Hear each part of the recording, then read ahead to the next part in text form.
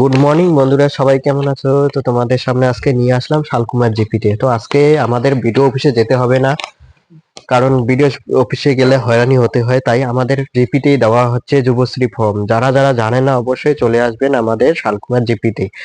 আমাদের শালকুমার জিপি এলাকায় যারা যারা আছেন অবশ্যই চলে আসবেন। এখানে দেওয়া হচ্ছে যুবশ্রী ফর্ম, সঙ্গে লক্ষ্মীর ভান্ডারের জন্য দেওয়া হচ্ছে, এবং ভূমিহীন যাদের রয়েছে তাদের জন্য দেওয়া রয়েছে। এখানে ফর্মগুলো দেওয়া হচ্ছে, তোমরা চলে আসবে। ফর্মগুলো 10টা থেকে 4টা পর্যন্ত দেওয়া হবে এবং 5টা পর্যন্ত জমা নেওয়া হবে। এখানে সবাই আসবেন।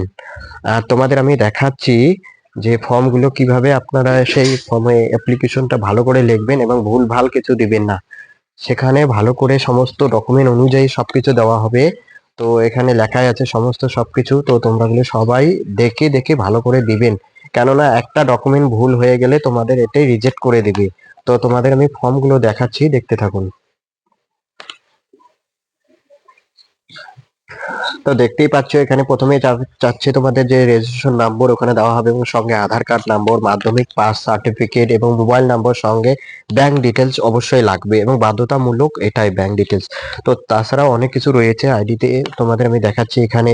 যে ফর্মের মধ্যে তোমার জন্ম তারিখ, ফাদার নাম, মাদার নাম, এবং স্ত্রী থাকলে অবশ্যই স্ত্রীর নাম এবং সমস্ত সার্টিফিকেট জেরক্স কপি অবশ্যই লাগবে। এবং তুমি কোন কাস্ট হও, যদি তোমার সার্টিফিকেট থাকে অবশ্যই জেরক্স দিতে হবে।